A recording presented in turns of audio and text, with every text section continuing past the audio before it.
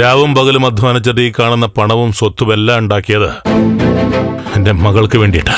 ഇനി പറഞ്ഞിട്ട് എന്ത് കാര്യം? ബാലു, 1-2 വട്ടം ഫോൺ റിങ് ചെയ്തു.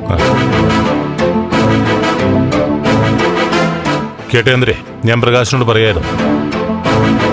പ്രകാശ് ഇടയ്ക്കിടയ്ക്കിടെ വരികയും കുറച്ചു നേരം സംസാരിക്കുകയും ചെയ്യുമ്പോഴാ മനസ്സൊന്ന് ഫ്രഷ് ആവുന്നെന്ന്.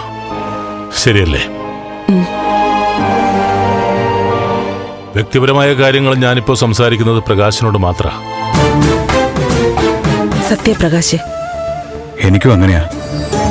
എന്റെ കുടുംബത്തിലെ ആരൊക്കെ പോലെ ഇപ്പൊ എനിക്ക് നിങ്ങളും.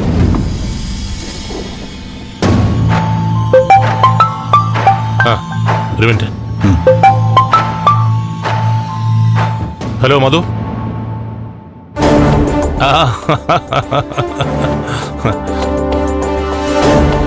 ആണോ? Good good good. വെറുതെ അങ്ങ് കൊണ്ടുപോയാ പോരാ, തിരിച്ചു വരാത്ത രീതിയിൽ കൊടുക്കണം. ഓക്കെ മധു, ഓക്കെ, താങ്ക്സ്. ചന്ദ്രേ, ഒരു സന്തോഷ വാർത്തയുണ്ട്. സന്തോഷ വാർത്തയല്ല, നമ്മളെ കാത്തിരുന്ന വാർത്ത, കണ്ണും മനസ്സുമൊക്കെ നിറയുന്ന വാർത്ത. പ്രഭയെ IPS പൊക്കി. ചന്ദ്രോത്ത് വീട്ടിൽ നിന്ന് പിടിച്ചിറക്കി കൊണ്ടുപോയിന്നാ പറഞ്ഞു കേട്ടെ. ഡിപ്പാർട്ട്മെന്റ് ഇത് മധുവാ വിളിച്ചേ. എന്റെ ആളാ. എന്റെ മോളെ കരയിപ്പിച്ച ഓരോരുത്തരെയായിട്ട് ഞാൻ അകത്താക്കും. മീരമോക്ക് വേണ്ടി എണ്ണി കണക്ക് പറയിപ്പിക്കും ഞാൻ. ബാലു, ചോദ്യം ചെയ്യാനാണോ അതോ അറസ്റ്റ് തന്നെയാണോ? ഇതൊക്കെ അന്വേഷണ സംഘം തീരുമാനിക്കും.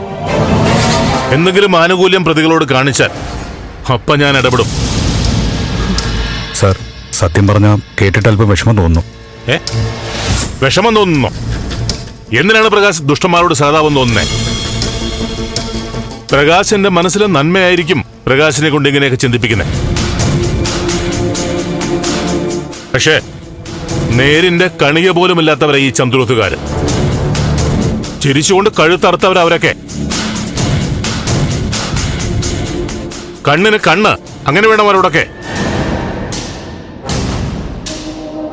അവരുടെ കണ്ണീര് കൊണ്ട് വേണം ഞങ്ങളുടെ വേദന കഴുകിക്കളയാനായിട്ട്. സാറ് പറയുന്നത് നേരെ. ഈ ദുഷ്ടത ചെയ്ത ആരായാലും സഹതാപം അർഹിക്കുന്നില്ല. പ്രഭാമേടത്തെ എനിക്കറിയാം. പെട്ടെന്ന് കേട്ടപ്പോ വല്ലാതെ തോന്നി.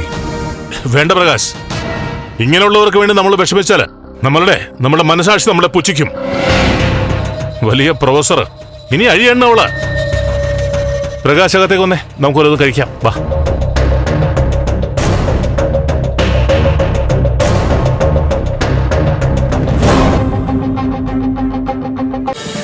ഫ്ലവേഴ്സ് ഒരുക്കുന്ന കാഴ്ച വസന്തം യൂട്യൂബിൽ പ്രേക്ഷകർക്ക് ലൈവായി കാണാം. ഫ്ലവേഴ്സ് കോമഡിയിൽ ജോയിൻ ചെയ്യൂ, ആസ്വദിക്കൂ.